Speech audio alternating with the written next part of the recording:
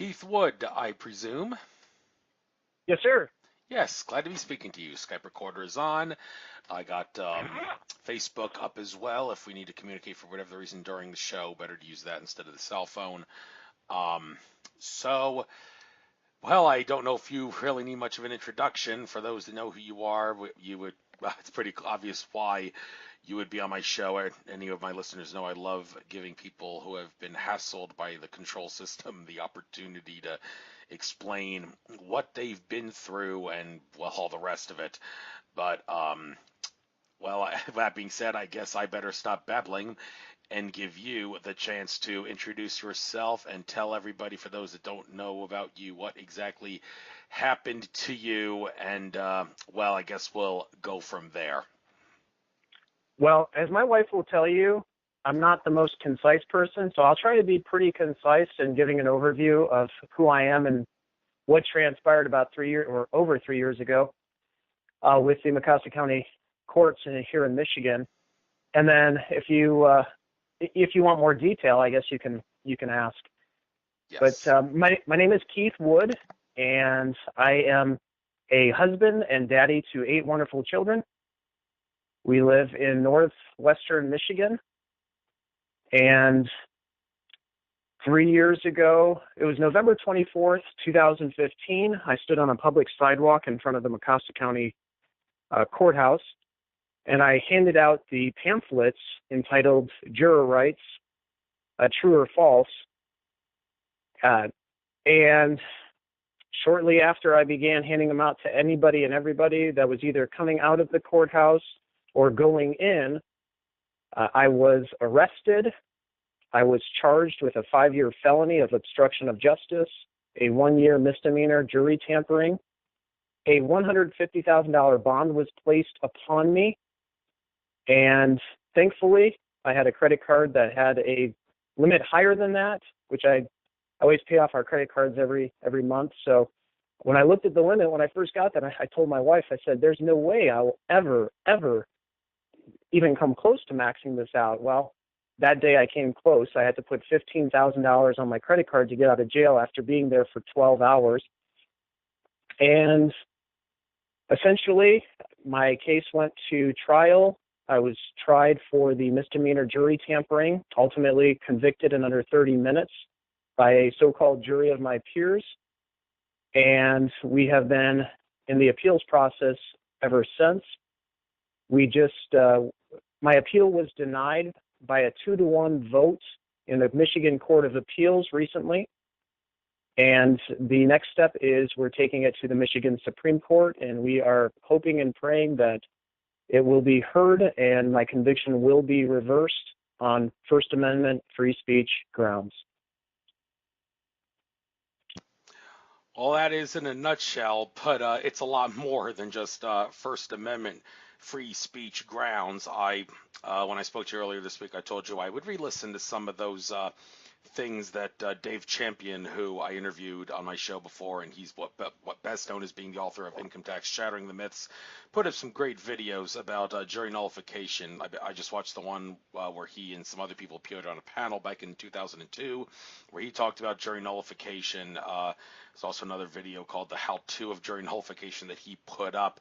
And, well, I guess before I start talking about that, you wouldn't have been handing that stuff out that you were handing out unless you thought it was of huge practical significance for you to hand it out. And, well, you were handing it out because, among other things, you wanted people to know about what jury nullification was and its implications. So for those that are not familiar with the term jury nullification, can you please enlighten us? If you know any history, by all means enlighten us on that too. But the important thing is what it's designed to do and how it is, and after that, explain why the system doesn't like it. Sure. Well, just previous to the day I was arrested, I had learned about jury nullification and the implications and why the system doesn't like it.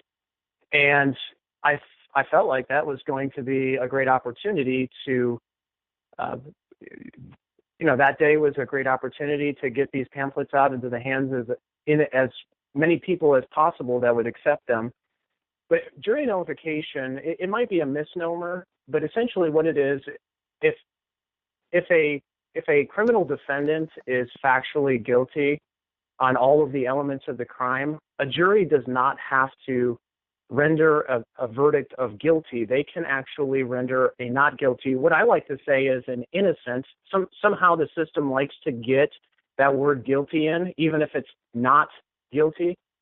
And so they have the opportunity, a jury has an opportunity to acquit a criminal defendant. And you know, I'm not saying acquit, murderers and rapists and people that, are violent offenders or people that are going to take, they took other people's property or defaced somebody's property. But we're talking about laws where there is actually no victim. In my estimation, there shouldn't be a crime. And the system doesn't like this because it's not about justice. It's not about getting to the truth. It's not about any of that. What it's about is they want to get convictions, and oftentimes the judges and the prosecutors are working together, at least in my further investigation after this whole ordeal played out. I actually went to a couple of courthouses across the state of Michigan, and I was just amazed at how, I was wondering, is Mecosta County the only corrupt court in the state of Michigan? Well, I would say that every court in the state of Michigan is corrupt at some level. And I believe the reason that the founders implemented trial by jury in the founding documents of this country was because they were suspicious of judges. Based on, after my arrest, I have done so much research regarding this. I knew very little when I first began my advocacy for jury nullification, and now I'm learning an awful lot. In fact, I'm reading the book. It's entitled The Conviction Factory, The Collapse of America's Criminal Courts by Dr. Roger Roots. And I'm not, he's a great guy. He's the one that writes a lot of amicus briefs on behalf of Fully Informed Jury Association. In fact, he's written a couple amicus briefs in our case supporting our position that this is entirely legal. This is not considered attempting to persuade any jurors, their decisions in a trial. In my case, there wasn't even a trial that commenced. There were no jurors sworn in or seated the day that I was arrested, but I'm convicted of tampering with a jury that didn't exist. But anyways, getting back to the reason why the system doesn't like it, I believe, is they're just looking for convictions. You get convictions, there's money for them, they fill the jails, the prisons, and based on my research, that's the reason. They don't want people to know that jurors have more power than a sitting president, than congressmen, than judges, than the prosecutor. There's no question about that.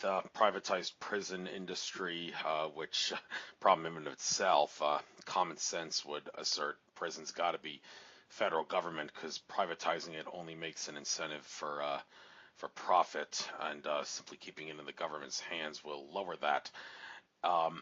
Now, when you spoke with me over the phone earlier, you said, always been under the impression that if you're not doing anything wrong, you have nothing to worry about, and I found out otherwise. Well, one in the Patriot community could say that you were actually doing something wrong, and that thing that you were doing wrong, which Dave Champion said about 6 times in that video I watched yesterday to refresh my memory, was keep your mouth shut about jury nullification. You didn't do that. That's what you did wrong. So you do have something to worry about, in which case the thing that happened to you. Now, was it crossing your mind at all? But I wasn't on the jury. Okay. Yeah, you keep your mouth shut if you're chosen or if you're in voir dire. Yeah, you shouldn't be talking about jury nullification. But I wasn't summoned as a juror.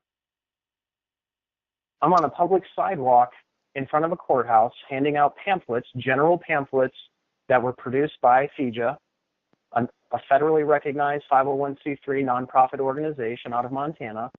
And it didn't talk about any court cases before that particular court or any court case in the state of Michigan. It didn't name the Yoder trial that was scheduled for the day that I handed these out.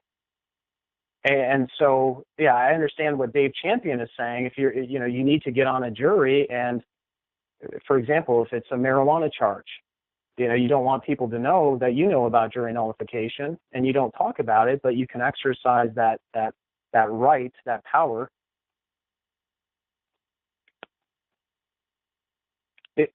Yes, Was there some confusion? No, not at all. I'm just going to be on just so you know, I'm going to be on mute whenever you're talking. So if there's a break, me speaking, that's because I'm having a little difficulty pressing the button on my headset.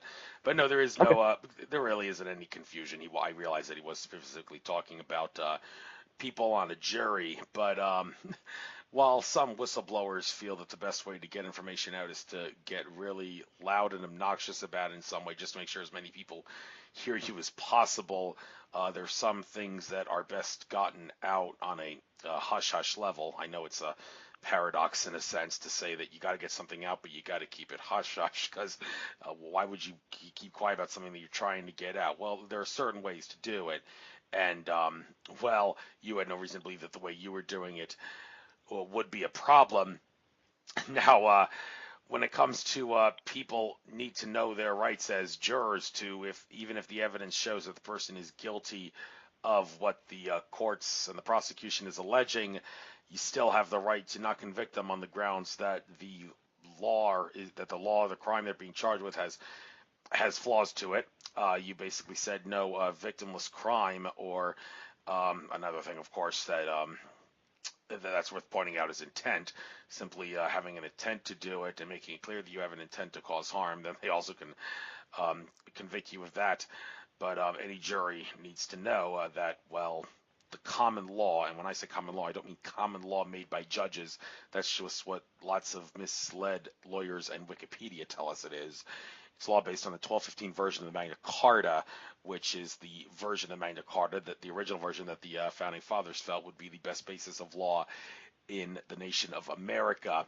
And then over the course of time, all the statutes and ordinances and codes, which are malum prohibitum public policy, not law, but public policy, or what's considered to be public policy, have been imposed upon us, and people, status and whatnot, and Hamiltonians too, want people who want the government to get involved with a lot of things. That's a Hamiltonian. Will fall for it as law and say you should be ashamed of yourself if you don't obey it. Well, no, they don't understand delegated authority and all the rest of it. Now, I'm not going to bore people to death by talking about this, but one thing that I think is worth talking about a little bit, the Civil War. Dave Champion mentioned it was during the Civil War that people on white juries were convicting blacks after the slaves had been freed in the Civil War, and they were convicting them of the crimes even if they weren't guilty. So the government tried to lead everyone to believe that, well, there has to be laws in place to see how jurors can handle their business. And it's kind of like how many of the drug laws that were enacted, Malbrim drug laws, are enacted because of some racist attitude towards a group associated with that. And the government has twisted and distorted and brainwashed us into thinking that that means that implies to us when it doesn't. Well, the same thing is kind of true with jury nullification. So were you kind of aware of this thing about the Civil War as a major turning point in jury nullification, when they made laws, so to speak, that forced jurors to obey laws to prevent convictions based on skin color, and that's been twisted and distorted the wrong way ever since? Sure. I think that anything good can be perverted, certainly. The reason why so-called jury nullification is and was a feature in the constitutional republic was to safeguard the people against tyranny, against government tyranny, because the founders knew firsthand of the tyranny of King George and the British Crown. But I wanted to go back, if I may, regarding what you stated regarding common law and statutory law. I think there's a good example that I can give to you that just happened here in Michigan recently. And I was doing my best to intimate this while my wife and family and I were driving back from the Detroit area. where we had the holiday with some of our family, is one day you you can be a criminal defendant for having marijuana. Now, I don't smoke it. I do use CBD oil without the THC for certain, some pain if I get it. But I'm just totally against the government criminalizing the use of a plant that is super beneficial for many things. But I'm not going to go into that. However, so one day, possessing this plant or consuming this plant in whichever way you desire is deemed illegal statutorily in the state of Michigan. And then the next day, it's completely legal just by the stroke of a pen. And so I understand what you're saying regarding the difference between common law and statutory law. And I understand that laws were written to keep racist people from convicting people of other color for crimes that they did not commit, just because these people, these white people, are racist. They don't like the skin color of another person, and it's like anything. It can be a double-edged sword. But just because a feature in our criminal justice system, or so-called criminal justice system, can be used for bad, it can also be used for good. So I am aware of that. Well, that's great to know. And also, when it comes to, like, can you trust a lawyer? Well, how can you? I mean, the prosecution attorneys are probably really, really bad, but the defense attorneys there, maybe take away one of the reallys and only say they're really bad, because they are still in a conspiracy of sorts to rob you of your money. The idea that a defendant, the idea that a defense attorney is actually intending to help their defendant is kind of absurd because, well, okay, one could say the defense attorney is trying to help you when he's trying to get a plea deal, but when it comes to making that plea deal, the purpose of it is so he can get a piece of the pie. If there was no plea deal and you had been acquitted simply on the grounds of, and we'll get into this, like what's the best way of fighting a charge in a little bit, but if the lawyer were to use the best way of fighting a charge, object to the commercial nexus and all the rest of it, then there's no piece of the pie for him because you go off free. He gets nothing except the money you gave him. He wants more. So at the very best, he's going to hope that a plea deal can come out of it, and he's going to work his way to get that plea deal. And if you actually think, well, I got some charges dropped, I should be happy in my attorney. No, if he was a decent attorney, he would have done everything he can to drop everything. You did not cause or intend to cause harm through negligence or deliberate intent. You don't deserve to be charged with any sort of crime or be punished in any way by anybody who's not in a contract agreement with you. So this idea of how do you or can you get defense attorneys to start following a philosophy of make everything get dropped instead of trying to drop it a little bit so you get a piece of the pie? Is there any way at all to make them stop doing that? Well, I just like racists would think that all white racists would think that all black people are evil, and vice versa. The black racists think that all white people are racist, or they're evil. I don't think that we can categorize every single attorney or lawyer. I know that the two terms mean something different. I just don't think that we can stereotype them all in the same basket. I do know that the love of money is the root of all evil, and there's probably a lot of truth to what you said. I can only speak to what my attorneys have done, and I think that they've done a phenomenal job. I've given them very little money, and they continue to fight for me. And if you read the legal briefs and the replies and the answers that they come back with, I believe that they are vociferously and they're doing a very good job of defending me. I get what you're saying, and I understand, and I've heard a lot of horror stories of people being sold out by their defense attorneys. In fact, when I was sitting in a courtroom in Metro Detroit, I literally could barely sit there for an hour to see these public pretenders, I call them public pretenders, selling out their clients. I was just absolutely incensed that a defense attorney would opt for a bench trial versus a trial by jury, or it's really jury trial these days. So is there a way? I don't know. I guess, if we could help attorneys become more moral and not love money so much, and it's not just attorneys, any person, loving money seems to be the root of all evil. At least that the good book that I follow, it says that. And so if we can get to the root of the problem, people loving money, then maybe more defense attorneys would be better advocates for their clients. Well, yes, and when it comes to trying to fight the charge on your own as a pro se, a lot of people just can't think of the idea, so they just pay more money for an attorney that's not going to help them too much. But when it comes to fighting things on your own, anytime you're being charged with an infraction, I should say, where there is no victim or intent to cause harm, or harm as it is, no corpus delicti or whatever that term is pronounced, body of a crime, then what you will find in the statutes and the codes and the ordinances too is that the crime is commercial in nature.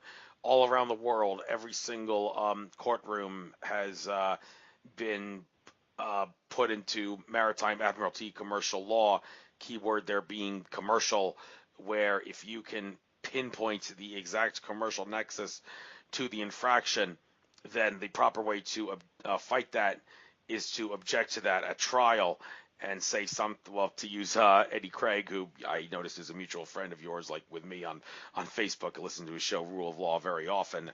Randy Kelton too, but he says the proper term, like when you hear a commercial word, this is for traffic tickets when he says it, but it can apply to any elements a crime where there's a commercial nexus. You say objection to a commercial term, whatever it is, it assumes facts not in evidence that was not previously agreed to and requires a legal conclusion by the fact witness. Well, you leave out the by the fact witness part if the person who's using that term was not a witness at the time of the alleged offense. I believe that's the best way to explain it. So, but anyhow, when it comes to fighting it in that regard, if you ask your defense attorney, can you please fight it that way because that's the best way to do it, they'll make an excuse that's something to the effect of the judge won't like it, which of course is a cop-out for his way of saying, well, I don't want to do that because then if I do that, the case may actually get, you get dropped entirely, because that's the best way of fighting it, and I don't want to do that. So the judge won't like it. Well, of course they're not going to like it. If you're pro se, they're definitely not going to like it because it's one of those we got one who can see kind of things and knows through the illusion. So do you have any knowledge of people, I should say, that have had success, defendants too, that have had success using that object to the commercial nexus method at trial? Have you looked into that in any way as the best way of fighting cases? I have looked into it, and I can say I haven't found any people that were successful in doing so. Unfortunately, because I have researched that a bit, and it seems like a lot of these so-called laws are actually commercial in nature. But I haven't seen that as being, fighting that way as being effective. I think that the most effective way is to find the weakness in the state's case against you and use their own rules and their own laws and codes against them. I haven't been successful yet. We're going to the Michigan Supreme Court. But I did want to go back. No, so to answer your question, no, I haven't. I don't know of anybody that's been successful. Some people on Facebook call them patronuts instead of patriots. I understand the premise by which these people fight, and I salute them. I haven't seen it. And then talking about, in my particular case, I would very much have liked to proceeded pro se or sui juris, but I with my business, with my family, and the fear, that's something too I think we should talk about, is the state will do everything in their power to just anoint you and smear you with fear, the fear of jail time, the fear of loss of reputation, the fear of whatever it is. And that's why so many cases are pleaded out, because if I can get no jail time and just pay a fee and do some community service and probation, that's a lot better than the possibility of me facing a year or 5 or 6 years in prison. And so that's why I believe the conviction rate in state courts is 95%, or it's 95% of the cases are pled out. That's what it is. 95% of the cases in state courts across the country are pled out, and 97% of the federal cases there's a plea of not or of guilty to usually lesser charges, lesser punishment, because people know they can't go up against the machine, unfortunately. But in my case, Andrew, I could not plead to something that in my heart of hearts I knew that I didn't do, and that wasn't my intent. And so essentially, if I would have taken a plea deal, then I would have been lying, saying, yeah, I did this, and but I'm just doing it to get out of the system and the machine. Well, I definitely get where you're coming from there. Um, Now, when it comes to people being unsuccessful, and whether or not you see that or not, well, what does one mean when they say I've never seen it happen? Well, is it possible to see it happen? Because, well, if suppose the courts engage in some sort of a practice whereby they decide prosecuting someone isn't worth it, so they quietly dismiss the case behind the scenes, and that leaves the defendant wondering, did I just win this? Why aren't they asking the court to the case to move on anymore? Well, no, the courts decided since you were willing to fight back against the machine and keep objecting to the commercial nexus and keep using their own laws to fight them, then they quietly dismiss the case behind the scenes and don't tell you, and decide, okay, let's get another defendant on the stand. Hopefully this guy will be willing to surrender a lot faster and not willing to fight the system. So let's do it that way. So one could say, well, the real reason you don't see that is because the case has been dismissed behind the scenes. Also, they wouldn't want the courts don't, to get all the way up to the Supreme Court, because if it gets up to the Supreme Court, and the defendant will not stop fighting till the bitter end, and the Supreme Court, in its case law ruling, in its opinion, has to say something which, well, hopefully the common people will be too stupid to make sense of it, or too apathetic to even bother to read it. But I mean, if they actually went up against someone who really beat the system, they would have to make an opinion that, well, shows, okay, we realize this guy's good. We kind of had to rule in his favor, and that would set precedent. Case law is not law; it's precedent for future cases to go like this. And well, there goes all the money, all the people who now they could have just quietly dismissed behind the scenes. They can't do that because there's now a case law in the Supreme Court level available for all those people to say, all right, keep this going. You have no choice but to rule for me and not just dismiss my case behind the scenes. You got to get the fact that you ruled for me on paper, on the record, and not tear it up and throw it in the wastebasket like you guys have been doing. So when you say you haven't seen, well, are you familiar in any way with this dismissing of cases behind the scenes phenomenon that happens a lot with traffic tickets, as Eddie Craig asserts? That's how he says everyone who's been successful using his methods has that happen to them. Are you familiar with that?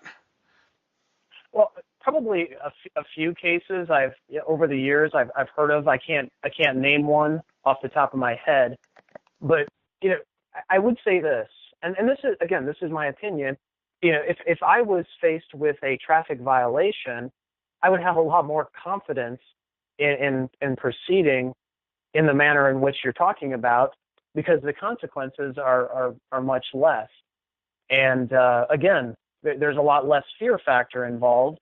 Getting somebody that knows the court procedure well, you probably would be more courageous to do that. And I'm trying to be as transparent and open and honest as I can be regarding my feelings and being in the pit of the belly, if you will. I've heard of some people doing that, and I think with a traffic citation, that I would have a lot more confidence proceeding that way. But talking about dismissing cases, I don't know if this is an appropriate time, but the case, the Amish man's case that I was accused of tampering with two jurors that were not really jurors at the time, by simply handing them a pamphlet from a 501c3 nonprofit organization, FIJA. What's interesting, I don't know, you tell me if you want me to talk about this, because I discovered a whole lot after I was arrested, charged, and the prosecution against me started. You can talk about it. And by the way, it's 6:30 Eastern now. We got another hour and a half, but like I said, doing 2-hour shows may cost us a view count and a big audience because humans have lousy attention spans. So if you want to cut it short before 8 o'clock p.m. Eastern, by all means, let me know. And if I don't know if I'm going to run out of questions, but if for some reason I do, then I'll let you know. And then I'll say get out anything you like, and then we'll call this to an end. But if you can talk about this Amish thing that you mentioned, please go right ahead. You got the floor. Tell us everything. The slightest detail could be important when it comes to issues dealing with courts and law. So, and the NSA, I know you're listening. You can shove it. So, all right, continue. Yeah, so after the fact, I thought maybe I should know more about this case that I'm being accused of trying to improperly interfere in. And so I did some digging, and what's really interesting is it was dismissed ultimately after Andy Yoder, this Amish man, he withdrew his plea, his guilty plea, and on grounds that I'll explain to you here shortly. But the prosecution never replied, and by default, the judge had to rule in his favor. And I guess you could say in a small county such as Mecosta County here in Michigan, it was kind of just dismissing it quietly, if you will. So there was an agricultural expert that does a lot of work with Michigan State University agricultural extension in our county, and Mr. Yoder's lawyer asked if he would come, and the DEQ, the Department of Environmental Quality, people that were on this case would come to this man's property. And I forget the man's name, please forgive me. You know what? I think his last name was Warnett. And so Warnett's picking up some soil, and he's picking up sand on this alleged wetlands that this man drained on his property. And Mr. Warnett asked the DEQ official, he says, when was the last time you found sand in a true wetlands? And the DEQ official, based on secondhand knowledge that I received, cursed quietly under his breath. The court in Mr. Yoder's case did not take notice that the DEQ does not have jurisdiction on private property if a true wetlands is, I believe, if it's under 5 acres in size.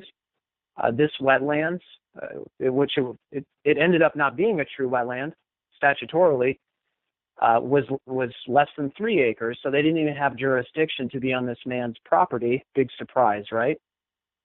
Further, what I learned, and obviously what Mr. Yoder learned, is that there used to be a roadside ditch adjacent to the property where these alleged wetlands and these alleged wetland violations occurred that Mecosta County, Michigan, used to maintain. This roadside ditch would drain water down the ditch, and then it would go into a culvert under the road and drain into a true wetlands that was on the other side of 155th Avenue. So when this was discovered from historical documents that Mecosta County was actually negligent in failing to maintain this roadside ditch and this culvert under the road that caused water to back up on this Amish man's property, which it actually began happening before he had purchased the property based on my research, then when he withdrew his plea and made a motion to dismiss, and the prosecutor could not refute all of these facts, the judge, by default, had to go ahead and dismiss all of the charges against this Amish man. And so this is not something that happens by accident or mistake. This is a conviction factory. Our so-called justice system in state courts and federal courts, that's what it is. It's to get people locked up behind cages for the enrichment of the private prison system, and it's rather disgusting. There are many political prisoners behind bars because they chose to speak out against the machine and the system, and it's really sad. Well, that raises another issue regarding, well, is it fair to call someone a total wuss if they're not willing to make the luxury and convenience sacrifices in life than one would have to make to beat the system? Now, someone who, like, I try to explain the traffic ticket thing where, like, using Eddie Craig's methods of beating the traffic system, and I explain that to them, and I say, well, you going to try this when you get pulled over or get stopped at a DUI checkpoint or any police encounter in general? The answer that they might give, if they're a true sheeple, I'm sorry if people take offense to that word, but makes the point across, is, well, I got a wife and kids, and I got someone to take care of, and beside myself, and I can't afford to get arrested, so I'm just going to chicken out. Well, can they afford to get arrested? They're just too chicken and too lame to make the sacrifices. I mean, I like to be really tough on people like that and say, okay, you may go to jail, but so what? If you get everything on film, you'll be able to sue them in the long run. And if your boss fires you for getting arrested, don't worry. You can sell drugs and live off welfare in the time needed to make the money off the lawsuit and then get your life back. So why don't you sacrifice your job and sacrifice every luxury and every convenience and suck it up and take it like a man and maybe risk getting arrested for a change? Okay, so I may be a little pushy there, but I need to make a point. So, do you know people that are willing to be like that? And are there a lot of people who, if you told that to them, the first thing they're going to do is walk away from you because they think you're a lunatic for suggesting you need to sacrifice luxuries and conveniences to beat the system like that? Well, I think it's a personal decision, and I've been called worse than a wuss, so that wouldn't bother me. But yeah, I just, every person has their own decision to make, and I believe that people have to count the cost, especially if they're going to go against the machine, as I call it. So there's no judgment on my part. I just don't think that way. Unless you walked a mile in a man's shoes, it's hard to know, how many rocks that man has been stepping on. I personally would take the shoes off, go ahead and knock the rocks out, and then keep walking. But if he wants to keep walking with the rocks in his shoes, then that's his decision. So if somebody was asking for my counsel and I had particular facts regarding the case or what the person is trying to accomplish, I would certainly give my opinion if it was asked for. But to be engaged in name calling and calling somebody a wuss because they're unwilling to go up against the machine, no, I definitely wouldn't do that because there is a lot at stake. And talking about, after the fact, after you served a year in jail or 5 years in prison, and man, you're going to be a multimillionaire. I'll tell you this, based on the investigation that my attorneys have done and I've done in the Sixth Circuit, federal courts that encompass Michigan, they are very favorable to police officers, to prosecutors, and to judges. And the precedent that we were seeing is that if you bring a suit against them because we were considering it and we did not do it because the defendants in those cases could actually come back after you for attorney's costs if there is a summary judgment against you, meaning that there was probable cause, which is a very low standard for arresting somebody and incarcerating somebody. But if there was probable cause based on the facts, then those officers, the prosecutor, even the judge, in my case, would not be held accountable. And I really think that things need to change in the so-called justice system with this absolute immunity, and mainly it's the prosecutors and the judges that have this immunity. That was not so at the founding of this country. Oh yeah, Dave Champion did, of course, talk about that in those videos I watched to refresh, and he explained when it was the Civil War and trying to impose laws upon people to keep well not the intent was to seem like they were trying to keep them from making racist decisions, like the white man would always convict the black man, white jury always convict the black man no matter what the law and the facts show. And they were saying, well, we're going to pass these laws to make sure you're not discriminatory and racist. No, that's just what they wanted you to think the laws were for. They were hoping that they could use that as a stepping stone to getting rid of jury nullification entirely. And well, that's what people like you and me are trying not to do. We're trying to make sure that they don't get to do. So, well, when we see some juries are like, it boggles our mind as to how dense they can be. I mean, some of these officers and such have done bloody murder to people like Kelly Thompson and Sandra Bland, among others, that have been killed, and the jury does not prosecute the police officer. I mean, Eddie Craig, when I asked him when I had him on my show, what do you have the right to resist arrest? He said, you have the right to resist. And if you're witnessing this too, if you're witnessing a cop do this to someone, you have the right to resist. The moment the officer uses more force than is necessary to facilitate the arrest of you, even if you're guilty, he can't use more force than necessary. And if he does, you have the right to not only resist, but flat out kill the officer. Craig then pointed out, however, with the way things are now, you'd be in far greater danger doing that. He then mentioned Kelly Thomas case. The police bloody murdered him, and not one cop got arrested. And then he said, had a member of the general public done that to a police officer, you would never be able to afford the amount of plumbing that you would need to cover the area under the prison that would be needed to throw the guy under the prison. The expression was something to that effect.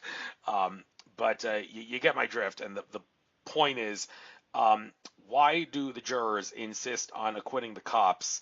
And here's another question for you. If you don't want to get into anything conspiratorial, by the way, Keith, I perfectly understand that. But there are cases out there that in all my years of watching Alex Jones of InfoWars since 2012, all these cases where it's pretty obvious that if you had paid attention to non-media sources other than the mainstream media and the government, you know something's going on. And if the jurors are not kept in the dark about that and are aware that stuff that's going on that suggests something is amiss here, why are they ruling to convict these patsies in these conspiracies, underwear bomber, cough, cough, when it's so obvious that this is a patsy and this is a sham, a scam, a lie? So why do they rule against the patsies? Why do they rule in favor of the cops who convict bloody murder? And how do you stop that? Yeah, well, first of all, they are conspiracies because it's more than one person playing out these diabolical plans, and I don't mind talking about them because I've done a lot of research regarding them, and I'll answer your question in my opinion here in a minute. But I was one of those brainwashed people, and to be quite frank with you, it all started with vaccinations for me. When we had our first child, we were living in Colorado. And we did one round of vaccines because that's just what you do, right? That's what responsible parents do. And then thankfully, thank God, I had a friend here in Michigan who is personal friends with a lady named Mary Toko, who is very well read regarding vaccines and all of the harm that they've caused people throughout the years and children. And he sent me some DVDs. And my wife and I began looking at the DVDs, and we started doing our own research, and none of our other children received any of the vaccines. And then 9/11 came around, and my same friend sent us DVDs, and when this man started asserting that the government was either complicit or allowed 9/11 to happen, I literally, Andrew, we had to turn it off. It went totally against the grain of the way that we viewed government. And we just could not believe it. But I believe that the Lord continued to prod me along and say, look at these. You've got to listen. You've got to watch. And then I watched Loose Change and then the second edition. And I started doing my own research and some open source documents. And it seems like whenever one of these events happens, there's usually training that's happening concurrently with this event. And so I just wanted to mention that, they are conspiracies. Conspiracy theories, probably not. They're true conspiracies that have been played out against the American public and other people in other countries as well. But to answer your question, I just think that, having conversations with your neighbors, sharing YouTube videos, links. Hey, check this out. Did you know this? And some people are going to remain sheep, but not everybody. And I'm telling you, I was one of them. It took some very, very bad events to happen to wake me up. And now you've heard the phrase, knowledge is power. I really believe that it's power.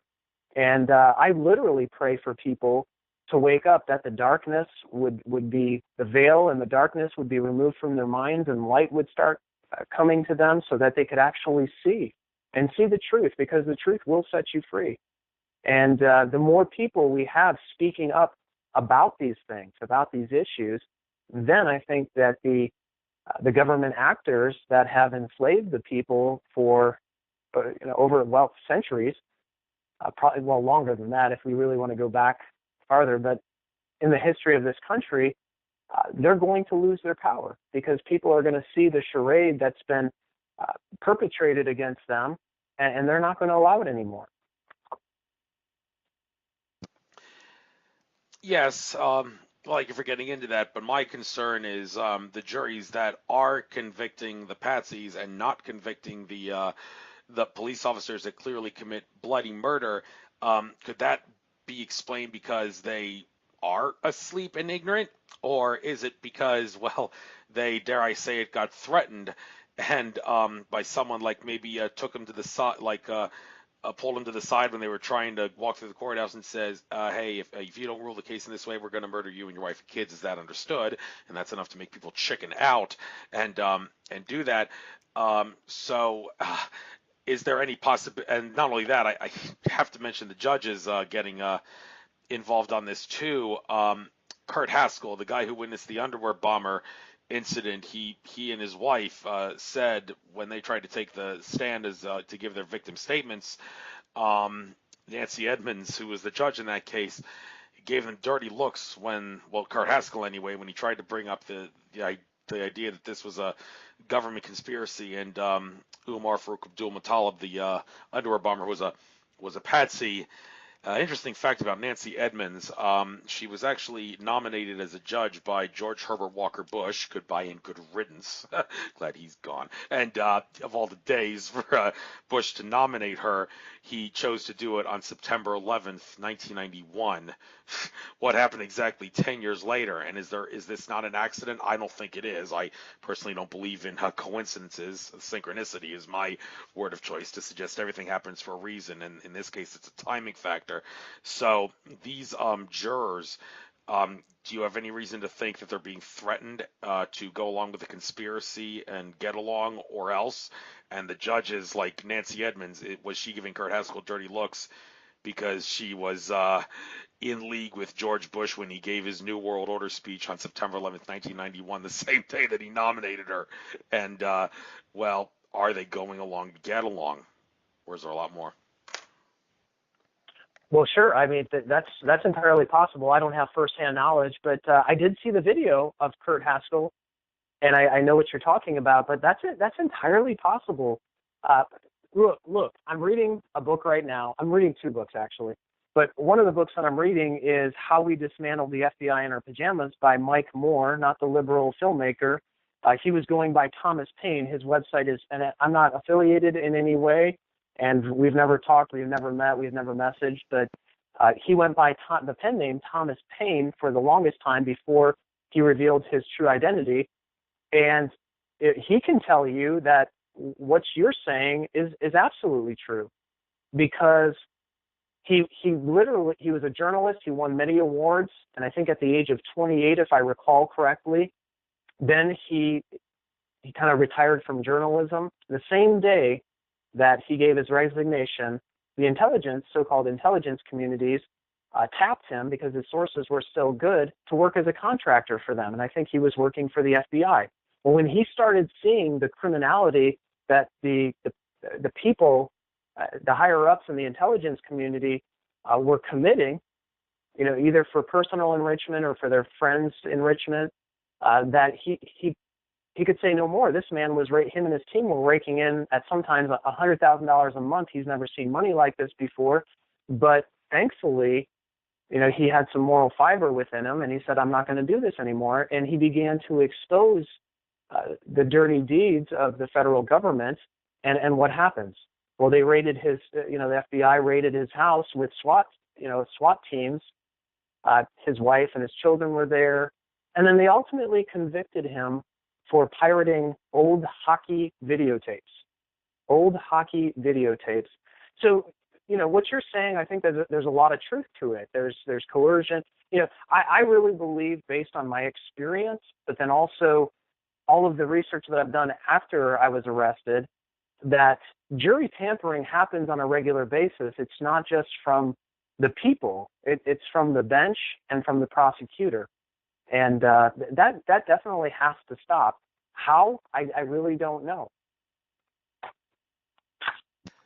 Well, that's I'm glad you pointed that out. How, I don't know, and it is going on, and that's the attitude a lot of us are showing. Now, I want to get a little bit off the deep end here. You say I don't know if I should say deep end, but you do follow a biblical code in life, moral code in general. Did you say?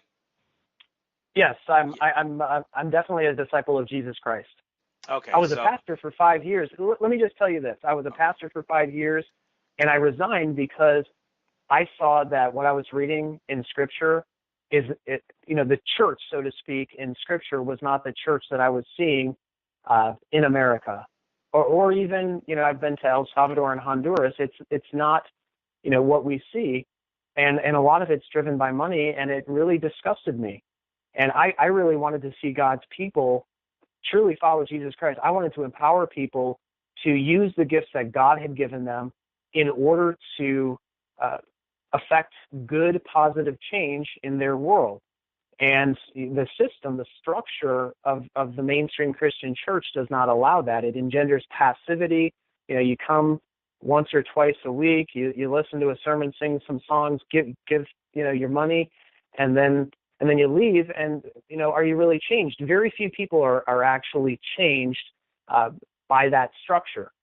So yes, to say yes, yeah, I would emphatically say yes. I have a moral set of, I have a moral code by which I live.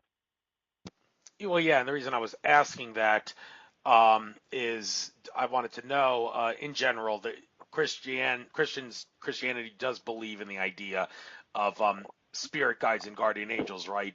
And if you ask them, they will be willing to help you. There are limits, but in general, it's because I and a lot of my followers in the spiritual but not religious movement, if that's the proper phrase for me to use, do believe, yeah, there's guardian angels and spirit guides, and you got to ask them for help.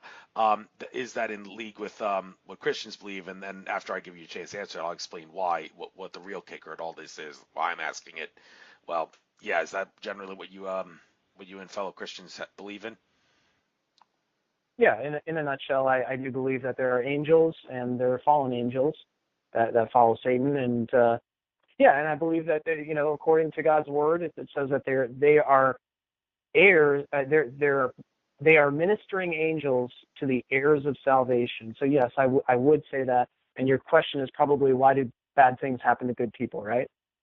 Well, the question, what I was going to ask is, do we, the good people, have, if we do ask our guardian angels and spirit guides, like, could you please make it hard for the bad guys to make life miserable for us? I mean, if a whistleblower wants to like expose something really big, is there any way that you, guardian angels and spirit guides, could hold back the control system and prevent them from making good on their threats to make the whistleblower's life miserable and other people's lives miserable if he were to expose that, so him and all the other whistleblowers can expose things without the fear or the worry or the concern of any retaliation or blowback? Well, I asked that to a conference, to some people at a conference that I went to that was of a spiritual but not religious nature, and the answer they gave me was something to the effect of, well, Space Brothers, our angels, and all the rest, they're willing to help us and all that. But there is a thing called free will involved. And because we live in a 100% free will universe, the bad guys can kind of do as they please to some degree without being interfered with. And the biggest issue I have with that is, whoa, whoa, whoa. You're telling me that free will allows for the violation of natural law? Natural law, among many things, implies that, well, for starters, I'm not going to dwell on this forever, but the point is, us in the spiritual, not religious community, we essentially believe that the movie The Matrix is a perfect metaphor for what reality is actually like regarding how what you give is what you get, you reap what you sow, and your consciousness, everything exists because of consciousness, and your reality, what you give is what you get. So if these bad guys are doing bad things, then karma's got to bite them back by virtue of the fact that they give what they get. So why can't the policemen, in this case the guardian angels and spirit guides, make sure the natural law isn't violated by asking our prayers and our pleas to come in and keep these bad guys from doing these things to us? Well, the answer is because it's free will, but then again, we're going to get in our vicious circle. Like, well, but how does that allow for the violation of natural law? Well, apparently it does, and how exactly it does is something that I can guarantee you I'm going to be talking about on future shows with people who really are experts in this field, because it's one of those paradoxes of the nature of reality that I'm having difficulty coming to grips with and understanding. But do you have any, as someone who follows the Christian faith, can you say anything about this? How unfortunately they our guardian spirit guides can't stop them because there is free will, even if it allows for the violation of what is known as natural law. Yeah, there's so in each individual situation and circumstance, there's probably a lot going on that we don't know about. So to be general about it, about a specific, it doesn't make sense to do that. But I will say this: it's interesting that you bring this up, because one of my friends, he is a 72-year-old farmer, semi-retired. He had I don't know if you've heard of the QAnon, the Q so-called conspiracy. He had sent me a video from YouTube, a link, and he put, "Is this for real?" And what's interesting is, and I'm going to get to your point, but some of what was mentioned, and what really stood out to me is that President Trump talked about peace and security across the world, that's his goal. And that really stood the hair up on the back of my neck, because there is a scripture in God's word, and not to pontificate too much here on your show, but it says, when they're saying peace and safety, then comes sudden destruction upon them as travail upon a woman with child, and they shall in no wise escape. And so there is a war, based on my research of God's word and my experience, there is a war in heaven. And the enemy of mankind's soul, Satan, is called the prince and the power of the air. He's also called the god of this world. So this world, this physical realm, is his kingdom.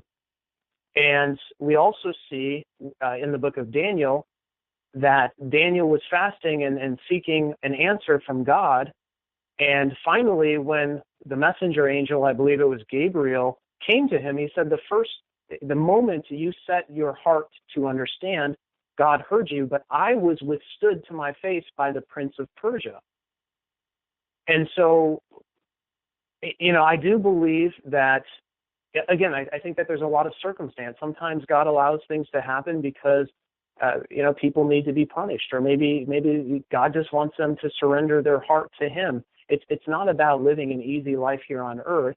And I know some people might have a hard time with what I'm saying, but if somebody is suffering from addiction, maybe getting into a legal battle and them not being able to drink alcohol or do some things that they would otherwise be doing, maybe that's the catalyst that they needed in order to help them to come out of that addiction or whatever. So that's why I said it's hard to just speak generally about specific instances. And I don't advocate or I don't condone the violence that the police are purporting upon the people. I think it's despicable. I think it's awful to ask why, in each individual case, why justice is not being served. I don't know the answer to that. I do know that in my particular situation, I continue to pray and believe, and other fellow believers are agreeing with me that my conviction is going to be overturned, and I ultimately believe it's going to happen. And it's not just for my sake. I want it overturned for the people of the state of Michigan. I want them to enjoy more freedoms, more liberties, and educate their neighbor regarding their power that they can nullify bad laws, so to speak. Yes, and that power to nullify bad laws. That glad you said that. That leads right into what I was going to ask you next. Um, I'm kind of interested to know: is there anything by any chance in the biblical teachings that you've learned about, ever done, that suggest another thing that folks like me in the spiritual but not religious community believe? Not we don't just believe that the Matrix is truth under the guise of fiction in regards to how reality works. We also believe that Star Wars is truth under the guise of fiction in regards to how the Force works. And the big key implication, if that is the case, is, well, we all remember the old Jedi mind trick. You don't need to see his identification. These aren't the droids you're looking for. Move along. And the stormtrooper fell for it. And Obi-Wan Kenobi told Luke Skywalker, the Force can have a strong effect on those who are weak-minded. Well, I'm sure that a lot of the people in the corrupt courts are not weak-minded. If they were weak-minded, they wouldn't be able to get into the corrupt courts. But if there is any truth to the idea that the Force is a real phenomenon, if you had a lot of people on your side in the courtroom and they were trying to project their consciousness, if you will, to do a Jedi mind trick upon the judge and all the stupid people in the jury, not that everyone in the jury is stupid, but you get my point, the weak-minded folks, then that could this increase the probability that, well, people like you will have the cases ruled in the way you want them to be ruled, and or is this too far out for you? I mean, if it's in the Bible and the Christian text, then, well, there's no reason for it to be too far out for you. So that's why I'm asking, do you know of anything in the Bible that says this? And by all means, is it worth telling all the Christians about it to set things right on this crazy world? Well, I do know there's a scripture that talks about, when two agree as touching any one thing, that our Father in heaven will do it. And there were a lot of us, agreeing, and it's not over. See, that's the thing too, is, some people give up before it's over, Andrew. And, as much as, as tired as I am fighting this battle, I can't give up. I don't want a criminal conviction on my record.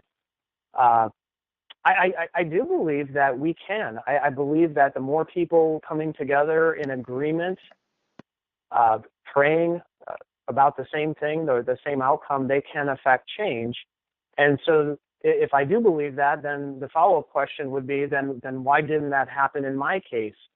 I can't really know. I guess the only supposition I have is, if it was determined in the lower courts, is that going to be as an effectual decision as if it went to the Michigan Supreme Court and a majority in the Supreme Court reverses my conviction and gives a scathing rebuke to the prosecutor that brought this prosecution, and to the lower court, the trial court judge, the lower appellate court judges that have ruled against me in my case.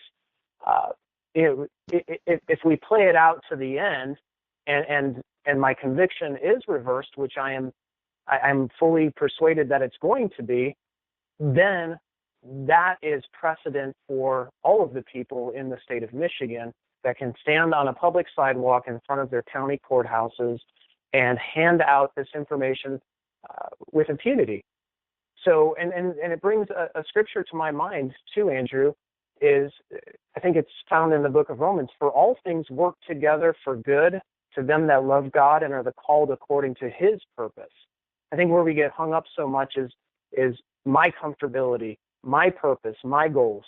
And if we can push those aside for a second and say, okay, well, true Christians, they die to themselves, just like Jesus Christ died. He physically died, but we die to our own will. And we allow him to live his life through us to bring the kingdom of God here on earth. that's my perspective, and that's actually the Bible's perspective. And think about it this way. If you've ever baked a cake, I like to bake chocolate chip cookies for my family. In fact, they say that I bake the best. I don't think so. My mom does. But think about baking a cake. You need flour, you need eggs, you need sugar, vanilla, and I'm probably missing some ingredients. But if you take a handful of flour and you pop it in your mouth, that doesn't taste very good, does it? I know people, and when I was a teenager, when I was working out, trying to impress the girls, I would eat raw eggs. Those don't taste very good either. Whether you're swallowing them whole or you chew them up a little bit just to see how they taste, they don't. Vanilla, unless you need a good alcohol fix and you don't have any alcohol in the cabinet, which I don't drink. Vanilla doesn't taste that good. But when all of those ingredients are put together in the right order and mixed up and subjected to heat, you get a pretty good cake, and it is tasty. And all of those ingredients do work together and make a good cake. Thanks. Sorry about the cough there. I didn't mute myself when I did that. But yeah, that's a good description there. And well, what does someone like you have to do to assure that the case will be ruled in your favor and everything will work out? Well, my folks in the spiritual but non-religious community would assert that it's all, well, first of all, confidence, state of mind, the fact that your reality is a reflection upon what you give, you reap what you sow, which I believe is a biblical text. So of course the Christians would believe that. So anything that you do that makes you not believe that you have a chance and kind of like screws you over in a sense. And here's another thing worth pointing out. At one of the conferences I was at, some guy said, you shouldn't pray, you should ask. Because when you pray, and he did not use pray in any religious sense whatsoever. He was saying when you pray, you're basically saying, I am not good enough, therefore I feel the need to pray. But when you simply ask, you're not implying in any way that you're not good enough, therefore you're, well, definitely increasing the likelihood that what you're asking for will come to fruition, because you're not downplaying your consciousness, you're not downplaying your spiritual belief. So I would assert, and many of my friends would assert, best thing to do, aside from asking your spirit guides and guardian angels to help you through this, is to see yourself and feel yourself. Win the case, like think about it. Daydream about yourself in the courtroom and how you're going to fight it, and envision yourself winning. Your thoughts will manifest, and if your emotions are right, you're giving out the right energy, the right spirituality, for if that's the word the Christians prefer to use, and therefore you're going to increase the chances of winning your case. So agree or disagree, Keith, seeing yourself winning a case and being confident about it through the process and keep envisioning yourself winning is hands down the best way to get a case to rule in your favor.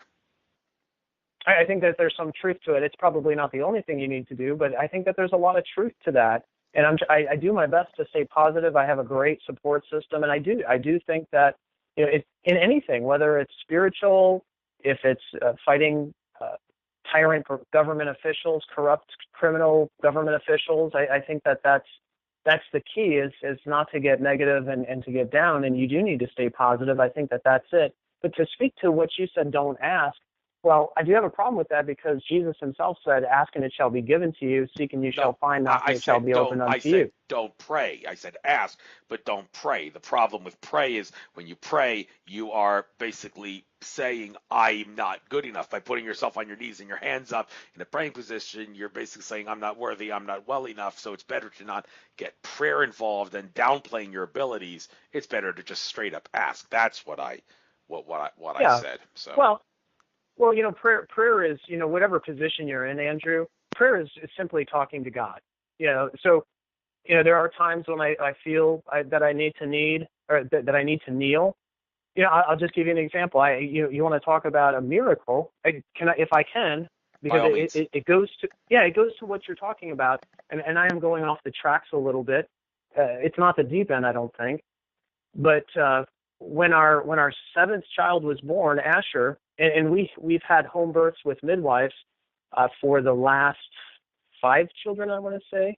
Yeah, five children. When we learned that pregnant women are not sick, they don't need to go to a hospital, and thankfully there was no complications with my wife. But anyways, the midwife and her helper had left, and Gretchen, my wife, was doing great. And then before you know it, she begins to hemorrhage, and she starts passing blood clots. And then I literally had to help her to the bathroom. She had her head between her knees on the toilet. The back of her hand was touching the floor. And I asked her, I said, "Do you need me to call an ambulance?" And she said, "Yes." Well, if you know my wife, she's very strong. And at that point, I knew it was really serious. And so I got the midwife on the phone actually before I asked my wife if she needed an ambulance. And so when I asked her that, I got off the phone. I said, "Okay, I'll call an ambulance." I said, but the Lord is telling me to pray. And this goes to what you're saying, and you'll understand here in a second why I brought this up. So I'm a small man. I'm about 5'7", about 150 pounds. And my wife is very petite, but I picked her up, got her on our bed that's pretty high, got her comfortable. I kneel at this point. I felt like I needed to kneel down and pray. I needed direction on what to do. And the problem I see in America and the American Christian church is that we have so much technology, we have so many advancements in the medical field that people go to God as the last resort. I like to go to Him as the first resort. And so in under 20 or 30 seconds, I knew exactly what I was supposed to do. And I'm watching my wife, pale as a ghost, laying on our bed, bleeding out. And the Lord told me, "Command the blood to stop flowing out of her body." And I did, in Jesus' name. And then I heard in prayer, and I say I heard it. I've never heard God's voice audibly, but it came to my mind to command, not to pray, but to command new blood cells to be formed in her body. I did that. And then the next thing that I heard is command those new blood cells to carry oxygen to her brain. I did that. And then the final thing that I heard was command those blood cells to bring oxygen to the rest of her body. I did.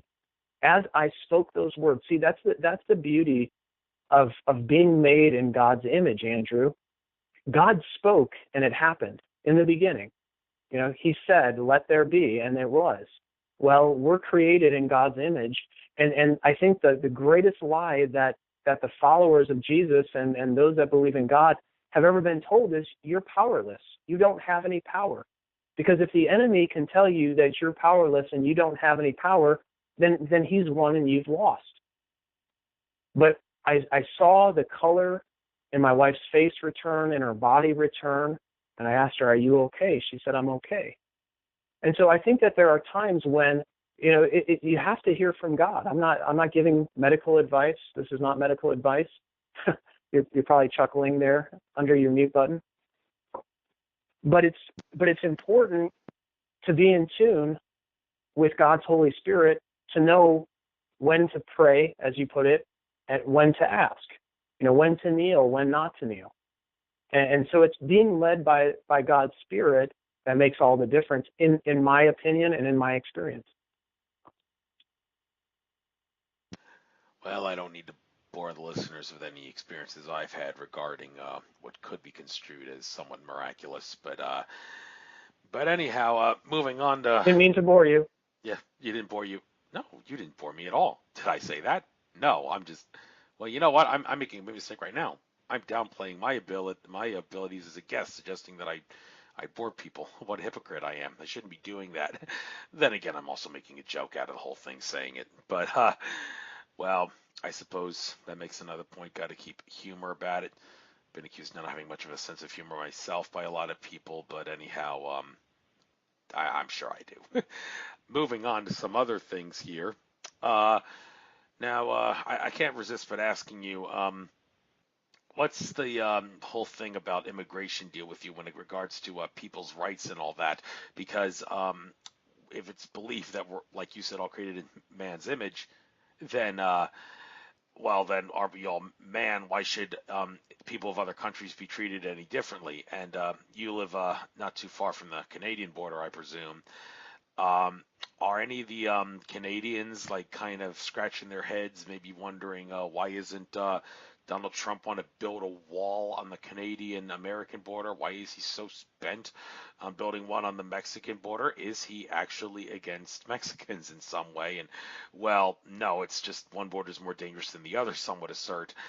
But then again, is it really necessary to require people to go through some sort of a process just to exercise their right to travel across a border?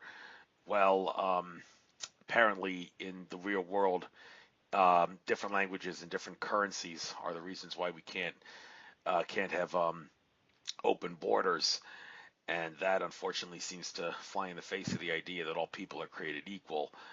But is that just the way it works? So, have you got anything to say about the law and how it treats the immigration issue? Well, I think it's funny that where people say, you know, these people from another country. Well, what defines a country? I believe that a country has borders, and I'm open. I don't care what color you are, what language you speak. If I have an opportunity to do good to you, then that's great. With this immigration issue, I especially the border wall, I do believe it's really important based on my research, and it's really hard. It's hard to know, are these sources that you're getting your information from, are they factual? Are they telling the truth? And so, oftentimes we have to read things from multiple sources and try to ascertain the truth from those multiple sources. But based on my research, is the southern border is dangerous because of the human trafficking, the drugs, the guns, whether they're coming in or going out. Under the last administration, Fast and Furious, they were going out of the country.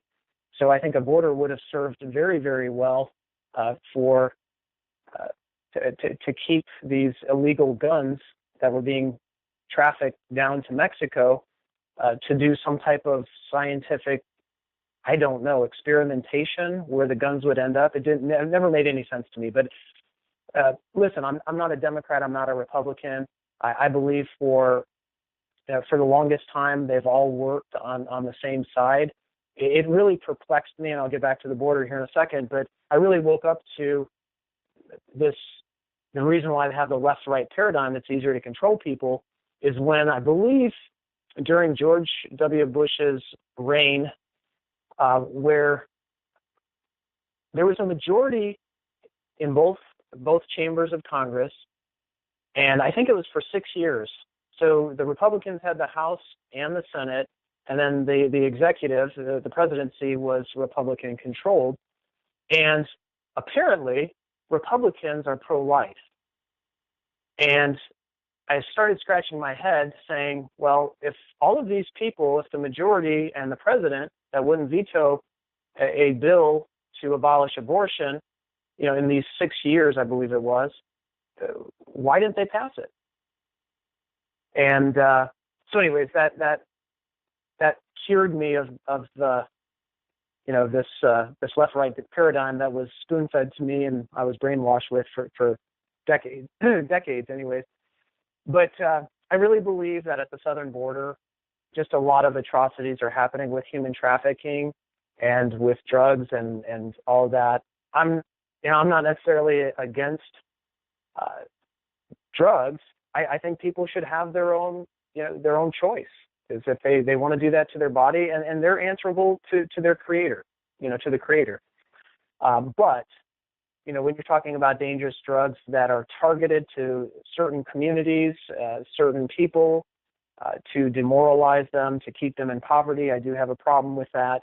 I have a problem with, I did serve a little time in the United States Army. I have a problem with the U.S. military guarding poppy fields in Afghanistan. The correlation is so easy to make, Andrew, is we've been in Afghanistan for, 17 years? And now there's, the government is starting to talk about the opioid epidemic. Do you think that there's a correlation there? There's absolutely a correlation there. Just read the book by Gary Webb, Dark Alliance, about the CIA running cocaine into the United States. You've heard of Freeway Ricky Ross, the crack cocaine epidemic in South Central LA. So even if we have the border, I guess the CIA brings drugs in to Mena, Arkansas, and other airports that are friendly to that kind of those kind of operations. But I really do believe that in order to have a country, you have to have borders. And I don't think it's discriminatory against the Mexicans per se. My mother-in-law is half Mexican, half Spanish. I certainly am not. I don't disparage any person of color, or if they don't have color.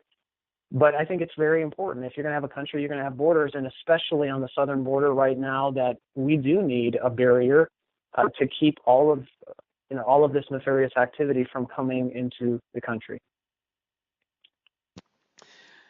Well, yeah, you mentioned that. I don't know if you were hinting about the migrant caravan there, but the thing about the migrant caravan, when you really dig deep into it, why are all those people moving in that north in that caravan? Why do they need to get out of their countries that they're in Central America? Well, someone that I was speaking to at a recent conference said America, the Roman Empire of the modern era, totally screwed up those people's countries. So by trying to cross the border to come into America, we're getting what's coming to us. Well, many of the ignorant Americans don't really understand like how the American government acts as the Roman Empire of the modern era and totally ruins other countries that it goes into thinking it's fighting for freedom and all when it's not.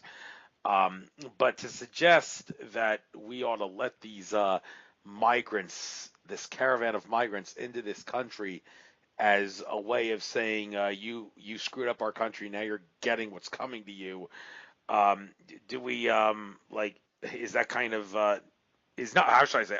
This is the way I should say it, is not letting them in because we screwed over their countries. Is that tantamount to what Andrew Jackson did, the president Andrew Jackson, when he forced all the Native Americans to go west? I mean, is that tantamount to that, or is that a crazy way of looking at it? I don't know. What do you say? Yeah, I don't claim to have all the answers, and what you just said, brought up a good point.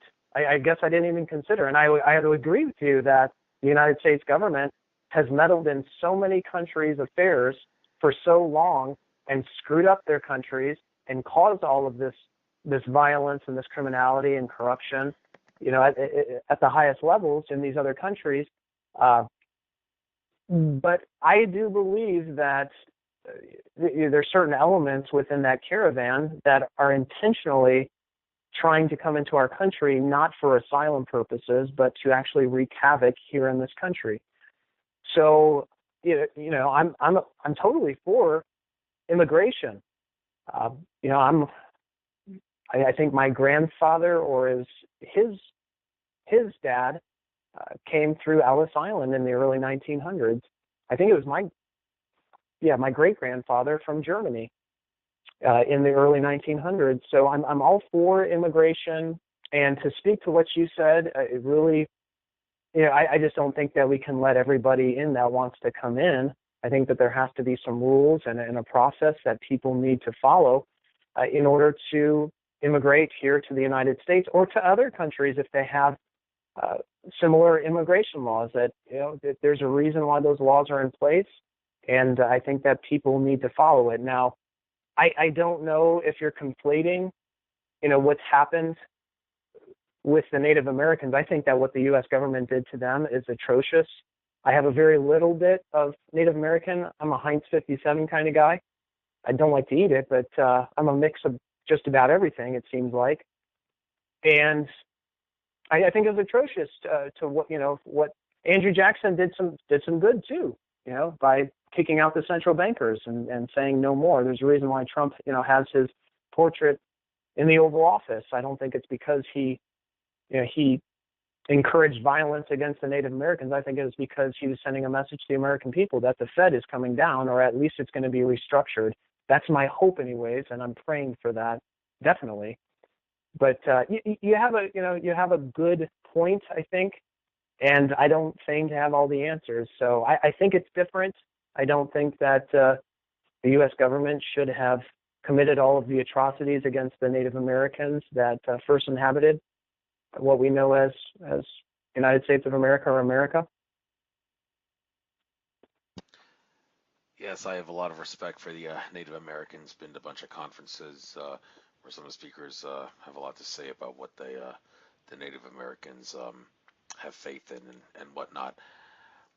But kind of running out of potential questions here. But I mean, well, okay, one thing I should ask you: the future of jury nullification and the implications of your case if you manage to pull through with this and get the ruling in the favor that you want it to be. How? I mean, if you okay, here's another hard question. If you win, how's the best way of going about your victory? How about are you going to go about rubbing it in the face of the tyrants in government, or do you see that as glorified revenge, and you better go about doing this in a more mature way and peaceful way to make sure that the implications of your victory would be heard and gotten out there? So yeah, future jury nullification, the implications of your victory and how to pursue it. Yeah, well, I think there's a couple different topics there. Yeah, I'm not. It's not my character to like rub things in people's faces. I will definitely let people know on social media and people that I talk to, or once I do prevail, that they have a lot of power. And instead of we've been indoctrinated in movies, in writings, that you get that jury summons and it's like, oh, I'm going to miss work. I'm only going to be paid $5, and that has been beat into our brains. It's some type of inconvenience to people, and I would like to use my victory, over these government tyrants, in educating people and showing people that, look, you have the power to do this. You have the power to nullify bad laws. If there's no victim, there's no crime. You need to set your neighbor free. And it really stems out of my belief that we're supposed to love our neighbors as ourselves. And since there are so many tens of thousands of statutes and code and law here in the United States, that book, 3 Felonies a Day, I didn't read it, but it's probably a good read. We need to protect. We need to start loving our neighbors. We need to change our paradigm. And when we get a jury summons, say, "Oh my goodness, this is an amazing opportunity that I have to love my neighbor, to protect them." Hey, if it's proven beyond a reasonable doubt that they murdered somebody, then yes, I'm going to vote guilty. But if it's a marijuana charge or it's something ridiculous where there's no victim, I'm going to set that person free because it's an immoral law, or the person is being maliciously prosecuted, it's a political prosecution, or whatever the case may be. Then I'm going to use it to educate more people. I will tell you this. I felt so compelled. I saw a few things that really troubled me on the Michigan Supreme Court Facebook page that I had to opine on. And one of them was they were pushing a legal job posting from the Clinton Foundation.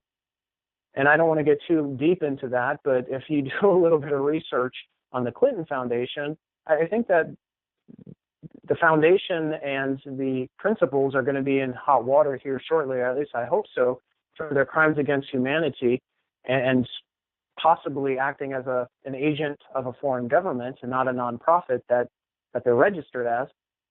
But I just have a problem with the Michigan Supreme Court going ahead and posting on their Facebook page, about a job opportunity with the Clinton Foundation. Furthermore, there was a picture posted of the 3 judges, the chief circuit court judge, the other circuit court judge, and then the district court judge, Peter Jaklovic, who is the one that had me arrested 3 years ago, sitting around at tables on Law Day, celebrating that. And I had to opine, and I just commented on that post, how do the people of Michigan obtain justice when all of the judges dine and associate with each other regularly, and they all belong to the Michigan Judges Association? I mean, these are sincere questions that I have. You know, my case is going to go before the Michigan Supreme Court, but then they're posting a picture of these judges that I completely disagree with, and I believe they can't even follow the law as it's written. How am I guaranteed? How do I know that there's not going to be any impropriety? How do I know that, you know, they're going to go ahead and just not hear my case and they're going to let my conviction stand because we're all in cahoots. These judges are all in cahoots. And so I'm not, you know, a lot of people would say, don't do that. Don't poke the bear. That's the bear that's going to hear your case. Well, I don't do that. You know, I opined on a YouTube video of one of the Michigan Court of Appeals judges. He could not get through a sentence without saying, And so I went ahead and put a little comment. It wasn't disparaging, but I just mentioned that, you know, a judge should be able to talk a lot better. Well, unfortunately, that judge was one of the judges of the 3-judge panel at the Court of Appeals that heard my appeal. And I mean, he stuck it to me. You know, he essentially just said, you know, restated my guilt, and I was there to impede with justice that day and to tamper with those jurors. And he just went off, and he didn't say or oh. Maybe he took my advice and got rid of the ohs. Anyways, I'm not afraid to speak out. I think people need to be made aware that the system is created. They're all on the same team, even the prosecutors. They all belong to the Bar Association. This stuff needs to be brought out. It definitely does. And I did want to mention this before we go. Hopefully people aren't dozing off. But so when the Michigan Court of Appeals before they heard my case, we made an emergency motion for them to stay my sentence so I wouldn't have to serve any jail time, report to probation, do any community service, pay any money. And they granted that. Well, the Michigan court rules are very, very clear regarding a stay of sentence that begins at the Court of Appeals here in the state of Michigan, that is in effect until my appeal is exhausted, which means until the Michigan Supreme Court either passes on my case, hears the case, and whatever the disposition is thereafter, which I am fully persuaded they're going to reverse my conviction. The day that we received the horrible opinion, the 2-1 decision of the 3-judge panel, I get a call from the probation officer. And he leaves a message stating that the trial court judge believes that my sentence is now in effect and that I have to start reporting to him and I have to show up for the 5 remaining weekends in jail. Well, my attorney said, Keith, the law is crystal clear. You don't have to show up. Don't worry about it. If they do come for you, just go peaceably, and then we'll definitely have a lawsuit against them. Well, it took a week and a day for that probation officer to finally call me back and say, no, she said that the stay on your sentence still stands and you don't have to report. Well, she got it wrong there. She got it wrong that we couldn't argue my First Amendment right. She got it wrong that a person summoned here in the state of Michigan is not a juror per the statute until they're sworn in. 2 Michigan Supreme Court decisions emphatically state that a person simply summoned as a juror is not a juror according to the statute. So it just shows, I'm hoping that people see and realize that these judges are not gods. They're not God, even though they act like it. They believe that their power is unchecked and they can do whatever they want to. That's not the case. So no, I'm not going to throw anything in anybody's face, but I will be very vociferous and show people that they do have the ability and the right to speak freely on any topic, and they do have to be responsible for that topic. I mean, if somebody can go into the streets and say, we'll take the bleeping streets again later, and that was protected by the First Amendment according to the lower courts, I think it was Brandenburg v. Ohio, then I think that my speech telling people that they can judge the law as well as the facts, whether the law is being misapplied, it's immoral, it's unjust, if the prosecutor is bringing a malicious prosecution, these people need to be liberated. Their minds need to be set free, and they need to think differently regarding jury duty. No question. If people need to be more willing to go on jury duty, make the money sacrifice, and acquit those who deserve to be acquitted. And if the judge ever calls you on suspicion of jury nullification, you make it clear to the judge, sir, or, well, I just wouldn't call him sir or your honor, to make clear that he's the sir, and you just say, judge, whatever, I understand my duties as a juror. They're my concern and my concern alone, not yours or anybody else's.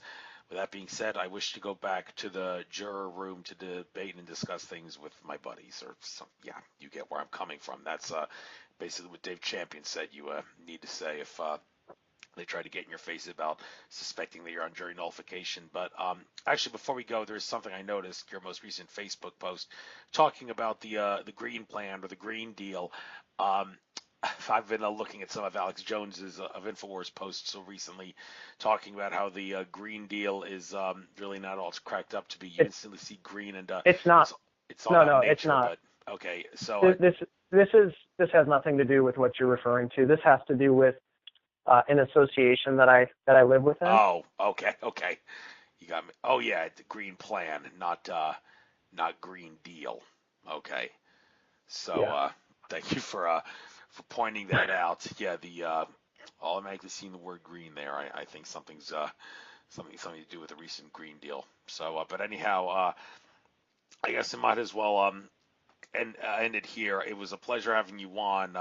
Talk about a lot of crazy things on this show, but this is something a lot down to earth that people need to be paying attention to, need to be willing to follow. And all of my spiritual but not religious folks who say, I don't really want to listen to this stuff because it makes me feel uncomfortable. Dude, if you're going to stay in La La Land and meditate in a creek in nature all day long, you're not going to be able to help humanity all that much.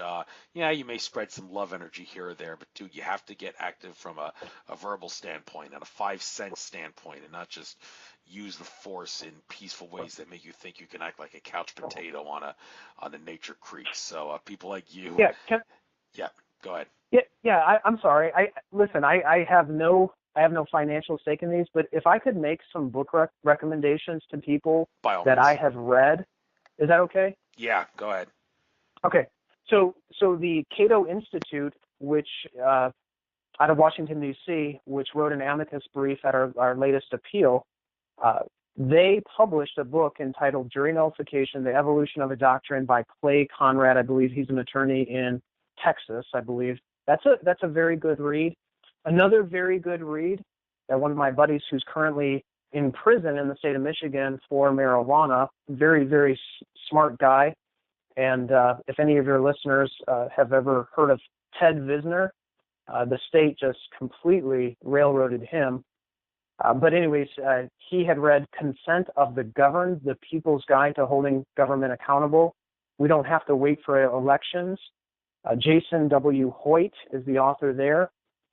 And then another good book to read is License to Lie, Exposing Corruption in the Department of Justice by Sidney Powell. Thank you for getting those books out. Do you know of any chance if they're available in public libraries? I'm not sure. Another book, and I mentioned it earlier, is The Conviction Factory by Roger Roots. That's a little more technical. I had some difficulty in reading this one, but it did bring out some really good points. It's just he's an attorney too, but he stood with the Bundy Ranch guys, in their prosecution. So he's a good guy. He's definitely not in it for the money. Dr. Roger Roots, The Conviction Factory. I don't know, but I would definitely try to go to the library first and get them. And if you can't and you want to read them, find them used. Yeah, and you mentioned the Bundy thing. that that Bundy thing is one of the good examples of a case where the courts decided to say to the prosecution, "You guys have made such a mockery of this. You leave me no choice but to rule in the defendant's favor." So if it can happen Yeah, with yeah, the but Bundy case, yeah, yeah, but Andrew, that's part of it. I think that the other part is that whenever I would watch YouTube videos while the trial was commencing or was going ongoing, is religiously, if I'll use that term, people were out on the sidewalks, and they had posters and banners about jury nullification, and there was continual support, and that's I think that that's another piece of the puzzle that we as a whole are missing is. And I can't do it. I run a business. I have 8 children, a beautiful wife that I have to support, and I can't go to every, single criminal trial, even in my area. But if you're able to do that, educate yourself on the case. Be an advocate for people. Get off the couch. I love watching YouTube videos and educating myself and really learn what's going on and getting news. But we do need to put some action behind our faith. And that's what you said, and I'm sorry for interrupting you. it's not a problem. I know a thing or two about cases going the wrong way because of people that are doing the right thing. Kathleen Kane, the former Attorney General of Pennsylvania, recently got nailed pretty hard with a prison term sentence of well, I'm not sure how long it was, but I remember NSA whistleblower Wayne Madsen appearing on the Alex Jones show, talking about how the whole thing that they had against her was a ruse to because she discovered pornographic emails on the computer system of let's just say the people that were trying to prosecute her. So they tried to shut her up, and I do give the people in the local paper in my area credit for always mentioning in the articles that you wrote on the issue that Kathleen Kane kept saying she did nothing wrong, and this is an attempt to shut her up because she discovered pornographic emails that belonged to the people trying to prosecute her. Um, but in the end, it didn't seem to work out that much in regards to keeping her out of jail. Don't know why exactly. Maybe the newspaper people could have made a little bit more of an effort there rather than just put it as a little thing in the article that is relatively easy to miss compared to the other things. But these you can make a difference if you say a lot of things and do a lot of things that are worthwhile to wake people up and stop corruption. I give you credit for doing that and going through all the hassle as a result. I wish you the best of luck, and unfortunately, I do have to upload the video of the guy I interviewed on Wednesday before I can upload yours. So because he was on before you, it's the upload them the order they come on, obviously. So as soon as I take care of him, I'll take care of yours, and I should have that up by midnight Sunday at the latest. I'll send you a link so you can promote this if you want. And again, good luck. You've been a true patriot. All right. Thank you. Thanks for having me on, Andrew. Have a great night.